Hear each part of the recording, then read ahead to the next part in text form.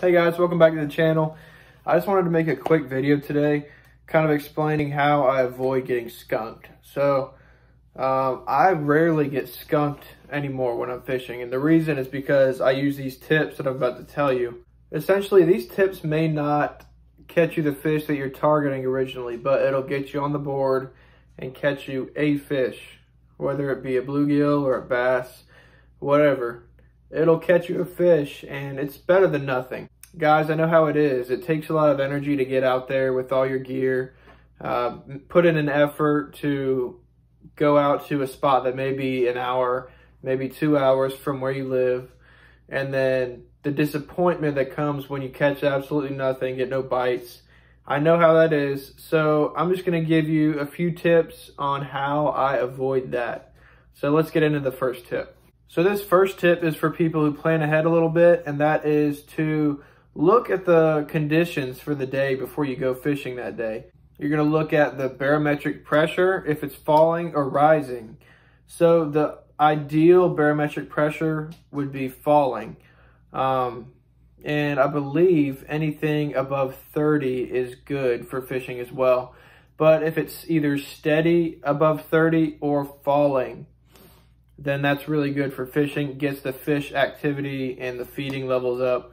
So that's really good for fishing. Also, after a rain can be good for fishing as well. So keep an eye on that for your fishing conditions before you go out, because there are certain conditions that it's almost impossible to catch fish. So you will avoid getting skunked by looking at the conditions and making sure that your conditions are good to catch fish. Otherwise, you're just going to be confused and discouraged, not catching any fish, when in reality, you were just fishing in really bad conditions. My second tip would be to use live bait. Now, if you can dig up some worms, if you're kind of in a pinch, do that. Earthworms work great for little things like bluegill. Sometimes even crappie and bass will take them too. Catfish. Anything will eat worms, and it's a very natural presentation, obviously, because it's live. So if you have a little hook and a bobber, or you can just go no bobber, that's what I like to do. Get a little hook, find some worms in the ground. You can catch some fish that way. Now, I know if you live up north, this may not apply to you, because I know up north near the Great Lakes, there's not any worms in the ground. But find some form of live bait. Fish will eat that up before lures a lot of times, especially when the conditions are a little bit tougher. And if you planned ahead, then go ahead and bring live bait on your trip, just in case that the artificials don't work out. My third tip would be to use confidence baits. Use baits that you're confident in and you take comfort in using. It's not necessarily going to make you get more bite, but the more confidence you have in a bait, the longer you'll be willing to fish it, and also the more skilled you'll be at using it, because if you used it a lot in the past, then that's going to give your presentation a little bit more appeal to the fish. Fishing a lot of times is a mental thing, so if you have a bait that you're confident in, that's going to really help you stick it out longer, and hopefully you'll get that bite in that amount of time. And my last tip I have for you is to go finesse with your presentation. So if you're throwing loud baits like crankbaits and spinner baits and stuff like that, that have a lot of vibration or a lot of noise, it could scare the fish off, especially if they're in a finicky mood.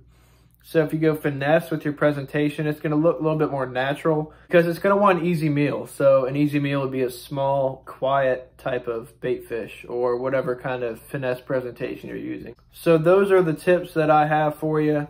Those tips have really gotten me through a lot of tough days. And if you take tip number 1, which is the look at the weather conditions before you go fishing that day, it's going to save you a lot of trouble and a lot of disappointment, because if you go out on a day without even looking at the conditions, sometimes you'll just be disappointed and not know why you're catching anything.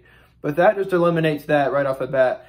You know when you're going out, you have good conditions and you don't have that to worry about. So then there's only a few other factors you have to worry about. The last 3 tips will kind of go hand in hand with that one, and it'll help you catch more fish. Thank you guys for watching, and if you're seeing my channel for the first time, go ahead and subscribe, because I have videos coming out twice a week, Wednesdays and Sundays, both of them at 2 p.m.